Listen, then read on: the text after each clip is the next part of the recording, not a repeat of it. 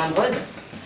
Ma mère a eu 3 fois les jumeaux et à chaque fois, je voyais mes sœurs, ma sœur jumelle, en bonne santé et moi, je partais tout le temps à l'hôpital. Je ne comprenais pas pourquoi j'étais différente des autres. Et j'avais des surnoms. J'ai oublié de dire que je suis drépano SS. J'ai la drépanocytose SS. Donc du coup, mes frères et sœurs se moquaient de moi, me donnaient des surnoms. Koufalobi, ça veut dire elle va mourir demain. Et j'avais ces surnoms, je grandissais avec. Et je me disais que je ne peux pas réussir, je n'irai pas loin à l'école, parce que j'étais tout le temps hospitalisée, enfin, tout le temps malade, tout le temps à la maison. Enfin, je n'avais pas une scolarité normale. Et je suis arrivée en France en 2006, le 26 mars 2006. J'avais 18 ans, je crois, 17 ans, pardon.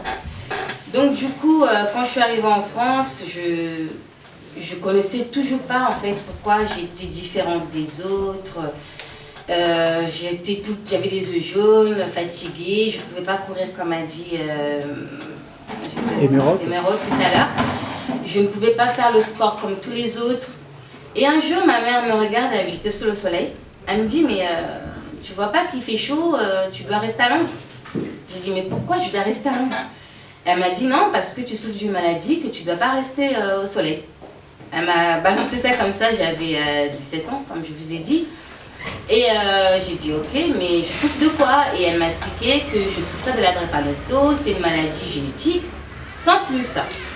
Ma mère, elle est sage-femme, donc elle connaît bien la maladie, mais elle ne m'a jamais expliqué, vu mon âge, hein, j'avais l'âge de comprendre, mais elle ne m'avait jamais expliqué.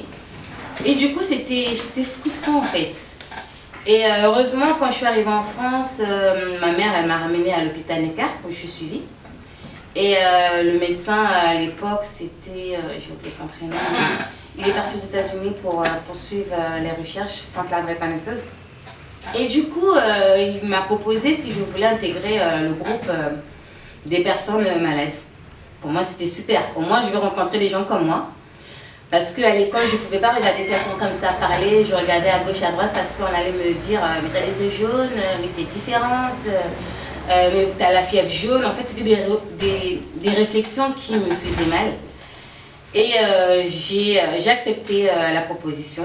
Et du coup, on m'a expliqué que j'avais la drépanocytose, c'était une maladie génétique. Et là, je pouvais comprendre en fait de quoi je souffrais en fait. J'étais pas sortie de nulle part, il y avait d'autres personnes comme moi et on pouvait se comprendre. Donc du coup, c'était très bénéfique pour moi. Et au final,